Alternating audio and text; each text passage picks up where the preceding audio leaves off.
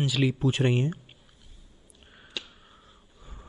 उन्होंने इस वाक्य का अनुवाद किया है, परंतु मैं अंग्रेजी में ही पढ़ूंगा पहले।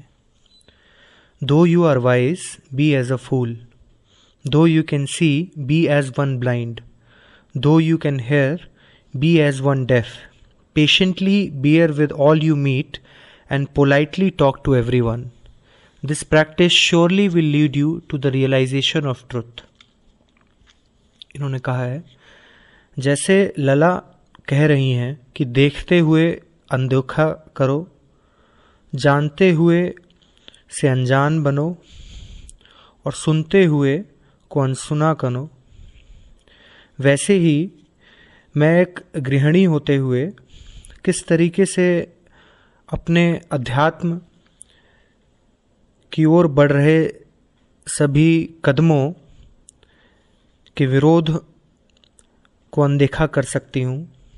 क्या उनको अनदेखा करना ही मेरे लिए सही रास्ता है? देखने के तरीके होते हैं, अनदेखा करने के लिए तो आंख बंद करनी होती है। किनका प्रश्न है? अंजलि। कोई पूछे कैसे देखें तो मैं कहूं कि फलानी जगह पे जाकर देखो। आप पूछें कुतुब मीनार कैसे देखें तो मैं क्या कहूँगा? मैं तरीका बताऊँगा। मैं कहूँगा सुबह सुबह ऐसे गाड़ी करिए, फिर वहाँ जाइए, फिर इतने बजे खुलता है, फिर टिकट लीजिए, फिर खड़े हो जाइए तो कुतुब मीनार दिखाई देगी। आप मुझसे पूछे कुतुब मीनार कैसे न देखें तो मैं कहूँगा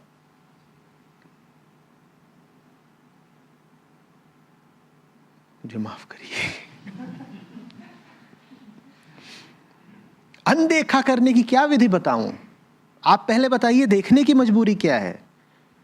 आप कह रही हैं आप गृहिणी हैं, आपका अध्यात्म की ओर झुकाव है और घर वालों की ओर से शायद विरोध इत्यादि है, तो आप कह रही हैं कि उनके विरोध को अनदेखा कैसे करूं?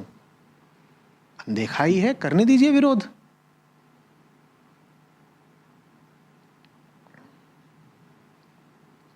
उस विरोध का संज्ञान लेना जरूरी क्यों है?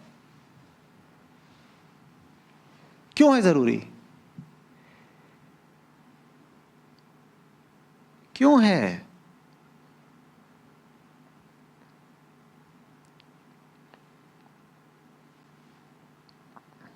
अच्छा, जैसे बैठी हैं ऐसे ही बैठे रहिए। आपके पीछे जो व्यक्ति हैं उनके मूछें हैं कि नहीं? जल्दी बताइए। मूछ का मुस्कुराहट से कोई खास संबंध नहीं है, बताना होगा। देखना पड़ेगा ना, तो मत देखिए तो नहीं पता चलेगा। हो सकता है पीछे मूछ उफेंट रहे हो कि मूछ के बाल की कसम, कृष्ण का नाम मत लेना, पर आप तो इधर देख रही हैं ना। हो गया, यही है ना देखने की विधि। जो मूछ पे बहुत ताव देते हैं उनको पीठ दिखा दीजिए, ऐसे ही नहीं देखा जाता। हाँ, देखने के लिए कुछ करना पड़ेगा, उठेंगी घूमेंगी तो वो दिखाई देंगे। आप वो देखिए ना जो देखने लायक है, तो फिर वो स्वमेव ही नहीं दिखाई देगा जो देखने लायक नहीं है। लेकिन हमारे पास देखने के कारण होते हैं। कारण क्या है? स्वार्थ। मुझे पीछे बैठा मूंछों पर ताव ही नहीं दे रहा, वो कह रहा रोटी पानी बंद कर दूंगा, तो फिर तो उसकी बात सुननी पड़ेगी, उसकी ओर देखना भी पड़ेगा। कमजोरियां हटाइए, स्वार्थ हटाइए। दूसरों से जो ले रही हैं वो लेना बंद करिए, फिर उनके दबाव में नहीं आना पड़ेगा। जाहिर सी बात है ना, है कि नहीं है? विशाल जी बोलिएगा इनको, अभी आचार्य जी को ना सुने, जल्दी बोलिए। क्यों मुस्कुरा क्यों रही हैं? उनकी बात मानिए, उठ के बाहर चली जाइए। क्यों नहीं जा रही? क्यों नहीं जा रही? नहीं, क्योंकि न यहाँ का योगदान विशाल जी ने दिया है, न वो आने जाने का लौटने का भाड़ा दे रहे हैं। न उनको आपने अपने जीवन पर कोई अधिकार दिया है। तो इसीलिए वो कुछ भी कहते रहें, आपको कोई फर्क नहीं पड़ रहा है। अभी यही विशाल जी वो व्यक्ति होते जो सत्र के बाद आपको गाड़ी पर बैठा करके ले जाएगा यहां से, तो आपको उनकी बात सुननी पड़ती।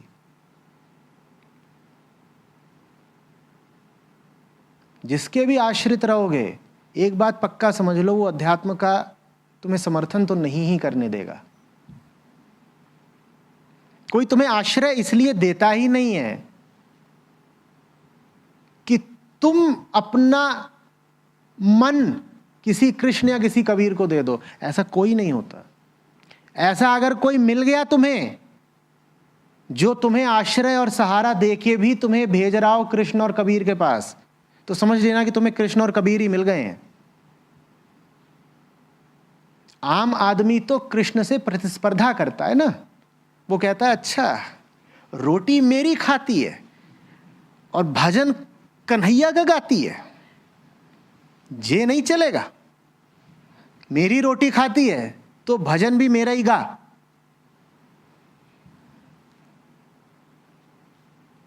जो भी लोग किसी के भी आश्रित हैं, वो ये उम्मीद बिल्कुल त्याग दें कि उन्हें अध्यात्म सुलभ हो सकता है, नहीं होगा। जिसके भी आश्रित हो, वो तुम्हारे जीवन के केंद्र पर खुद बैठना चाहेगा ना।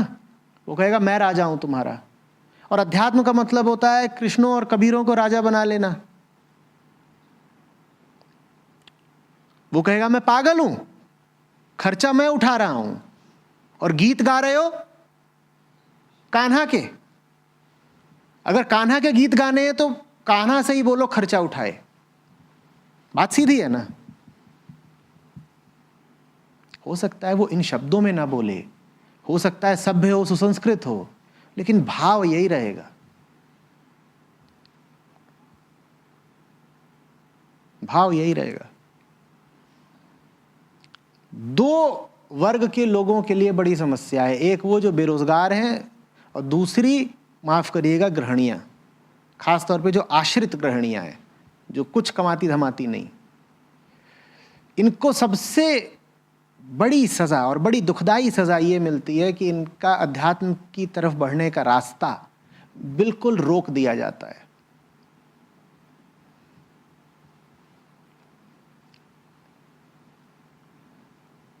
परमेश्वर की ओर कैसे बढ़ोगे अगर पति ही परमेश्वर है?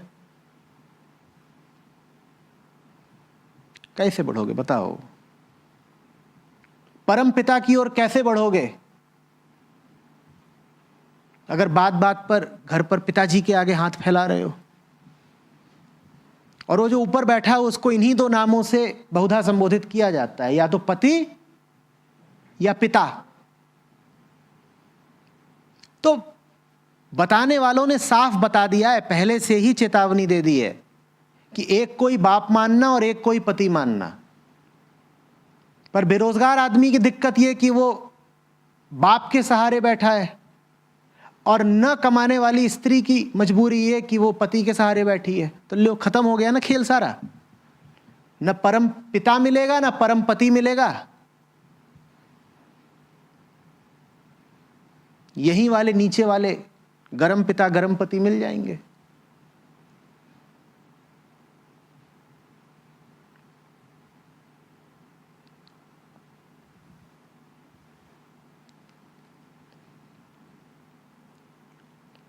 और कोई कारण हो नहीं सकता कि आपको पूछना पड़े कि गृहस्थ में रहते हुए भी अध्यात्म की ओर कैसे बढ़ूं, गृहस्थी की बातों को अनदेखा कैसे करूं। निश्चित रूप से अध्यात्म की ओर बढ़ने की इच्छा के सामने गृहस्थी की मजबूरियां सामने आ रही हैं। आपकी भाषा में वो मजबूरियां कहलाती हैं, मेरी भाषा में स्वार्थ।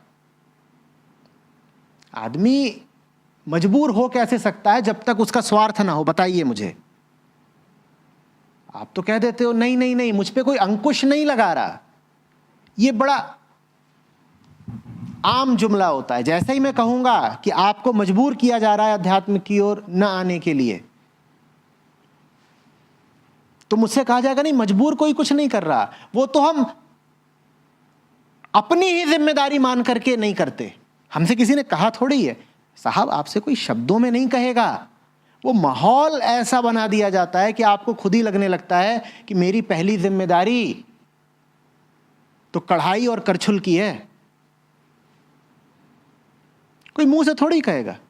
ये बात ही भद्दी और अनैतिक लगती है अगर मुंह से और शब्दों में बयान की जाए कि देखो तुम कढ़ाई करछुल करो, कान्हा को भूल जाओ, तो कोई नहीं आएगा मुंह से ये बात बोलने। वो माहौल ऐसा बना दिया जाता है, हवा फिजा ऐसी बना दी जाती है कि आप समझ जाते हैं कि भाई जिम्मेदारी का नाम है करछुल और कढ़ाई,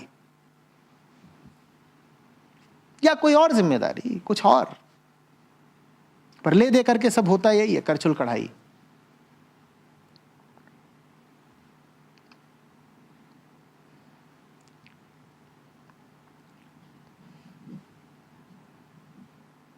अब मेरे पास जब देवियां आती हैं, महिलाएं आती हैं और कहती हैं अध्यात्म की उनको बढ़ना है, तो मैं उनकी भावना का आदर करते हुए उनको सबसे पहले कहता हूं, देखो अगर ईमानदारी से अध्यात्म की ओर बढ़ना चाहते हो तो सबसे पहले स्वावलंबी हो जाओ, कमाना शुरू करो।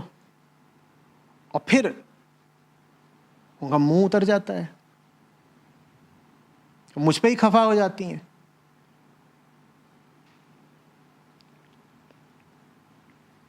वो कहती हैं हम आए थे इनसे भजन कीर्तन जप और तप सीखने, और ये हमसे कह रहे हैं कि जाओ और ऑफिसों में नौकरी के लिए अप्लाई करो। अरे नौकरी करेंगे तो फिर जप तप कब करेंगे?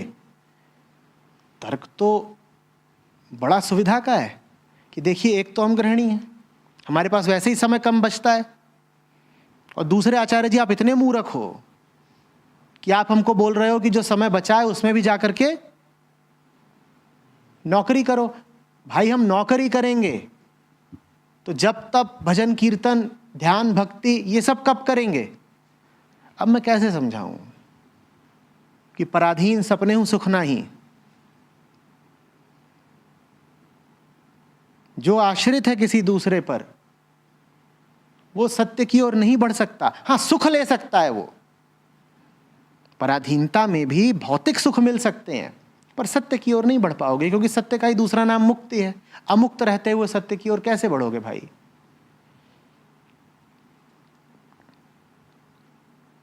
हो सकता है देखिए आपके जीवन के तथ्य जो बातें मैं कह रहा हूं उससे मेल ना खाते हो, लेकिन फिर भी अगर आप ये कह रही हैं कि अध्यात्म की ओर बढ़ना है और कुछ लोग, कुछ आवाजें, कुछ स्थितियां, कुछ मजबूरियां रोकती हैं, तो इसका मतलब यही है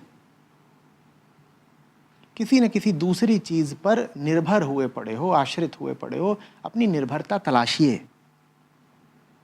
जहां कहीं भी निर्भरता है उससे पूछिए कि निर्भर होना किस पर सही है।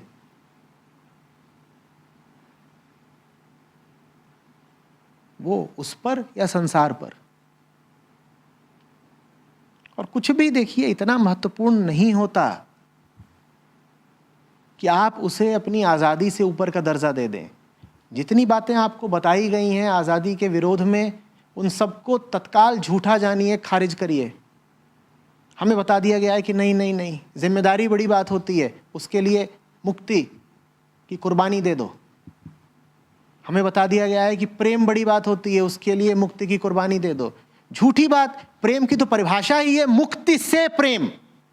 मुक्ति के अलावा जिस किसी से आपको प्रेम हो रहा है वो प्रेम ही झूठा है। जिससे आपको प्रेम हुआ है अगर वो आपको मुक्ति की जगह बंधन दे रहा है तो प्रेम ही झूठा है। लेकिन ये बड़ी प्रचलित बहानेबाजी है कि प्रेम मुझे इतना है कि मैं मुक्ति की ओर कैसे बढ़ूं। प्रेम तोड़कर मुक्ति की ओर थोड़े ही बढ़ेंगे। जो प्रेम मुक्ति के रास्ते में बाधा बन रहा है वो प्रेम नहीं है, दुश्मनी है। अगर कोई वास्तव में आपसे प्रेम करेगा तो वो आपका हाथ पकड़ के आपको ले जाएगा मुक्ति की ओर।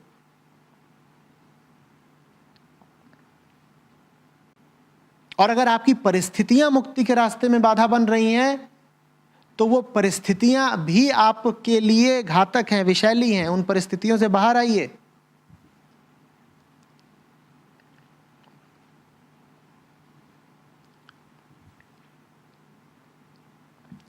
मेहनत करनी पड़ेगी थोड़ी।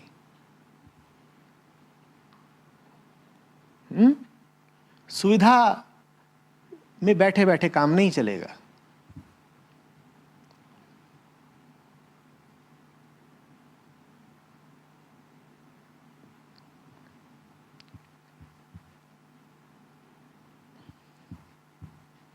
फिर उस पर कहा जाता है आप तो ऐसे बोल रहे हैं जैसे हम मेहनत ही नहीं करते। आपको पता है एक आम गृहिणी कितनी मेहनत करती है और उसको तो उसकी कोई तनख्वाह भी नहीं मिलती, कोई मुआवजा भी नहीं मिलता।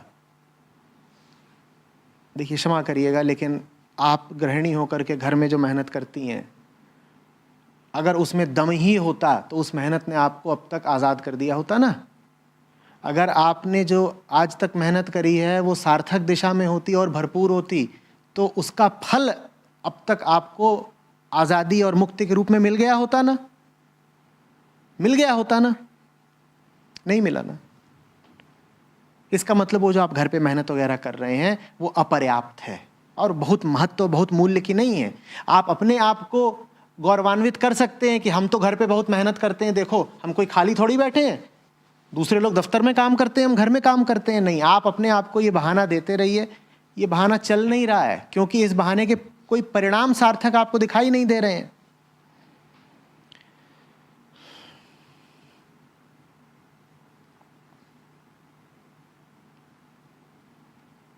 अभी एक देवी जी आई प्रौढ़ा, वो बोली यहाँ आते हैं, और प्रौढ़ा हैं, बोली यहाँ आते हैं तो अब पति ने धमकी देनी शुरू कर दी है कि तुम्हारी हैसियत ही क्या है घर में, तुमको हटा करके खाना बनाने वाली और झाड़ू पोछे वाली रख लेंगे।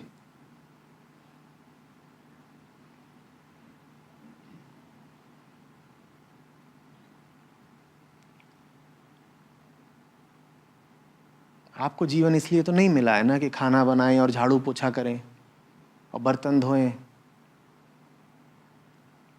और ये सब करने को आप नाम किस बात का दे देते हैं? प्रेम का और जिम्मेदारी का। नहीं, मैं ये नहीं कह रहा हूं कि ये सब आपके साथ हो रहा है, मैंने अभी आपके प्रश्न को एक व्यापक रूप दे दिया है। आपके प्रश्न को मैंने पूरी स्त्री जाति का, कम से कम सब गृहिणियों का प्रश्न बना दिया है। तो मैं आपसे कोई बात अभी व्यक्तिगत तौर पर नहीं कह रहा हूँ, कुछ मैं ऐसा कह दूँ जो आपके किस्से से मेल ना खाता हो तो बुरा मत मानिएगा, ठीक है? अभी मैं सब महिलाओं को, सब गृहिणियों को संबोधित कर रहा हूँ।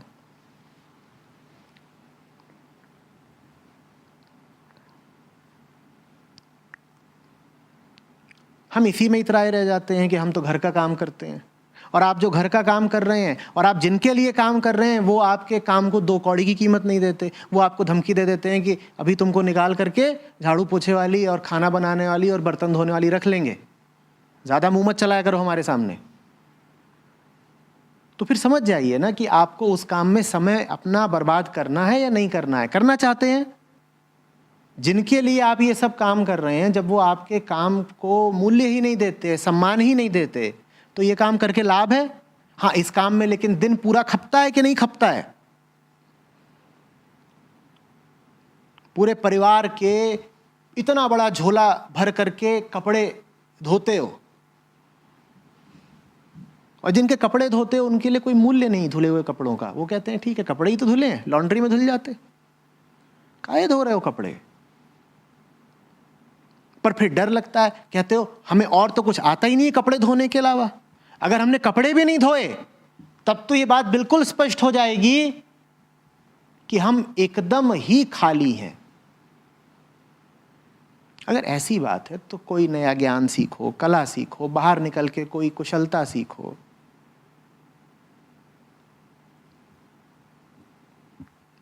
जीवन मत खराब करो वैसे ही पड़े रह रह करके जैसे पड़े हो, उसमें कोई गौरव नहीं है, वो जीवन की बर्बादी है।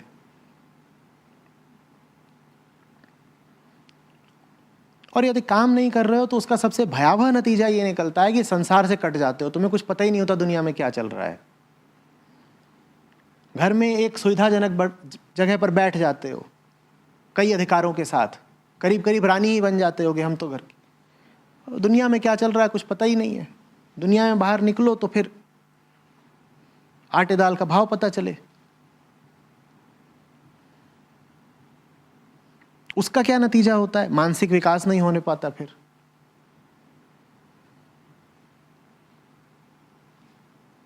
टीवी पर ही अधिकांश सीरियल वगैरह जो आते हैं दोपहर में, वो किनके लिए आते हैं? किनके लिए आते हैं?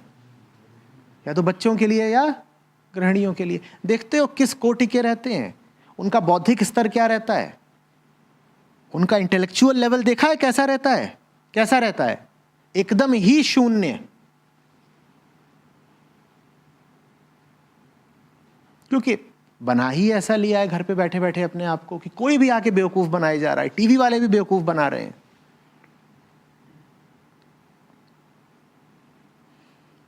और अभी मैं ये सारी बातें बोल रहा हूं, मुझे ये भी पता है कि बहुत सारे लोग इसको भी कहेंगे मिसोजिनी है।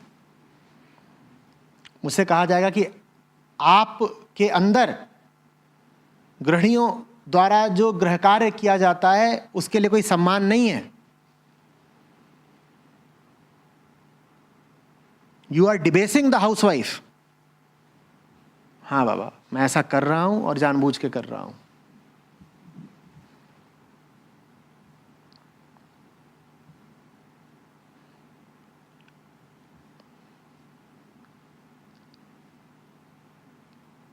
देखो, थोड़े समय के लिए घर का काम स्वेच्छा से चुनना एक बात होती है, और घर का काम लत बन जाए और मजबूरी बन जाए ये बिल्कुल दूसरी बात होती है। होती है कि नहीं?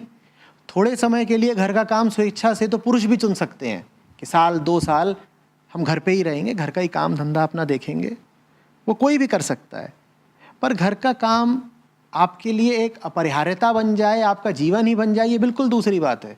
और उसी बात का खौफनाक परिणाम फिर ये होता है कि घर पर कैद रहे रहे आप अध्यात्म की ओर भी नहीं बढ़ सकते। फिर घर पर जो होता है वो बहुत नकली किस्म का अध्यात्म होता है कि पूजा अर्चना कर ली, थोड़ा धूप बाती कर दी, घंटी बजा दी, सुबह सुबह नहा लिए, नहाने के बाद देवताओं पर थोड़ा सा पुष्प जल चढ़ा दिया। ये सब घर में खूब करती हैं महिलाएं। इससे क्या होगा? सारी पूजा अर्चना अंततः किस लिए है? सत्य के लिए है और मुक्ति के लिए है। ये सब करके सत्य और मुक्ति मिल रही है क्या? तो ये तुम घर में क्या घंटी बजाया करते हो? घर में घंटी मत बजाओ, बाहर निकलो।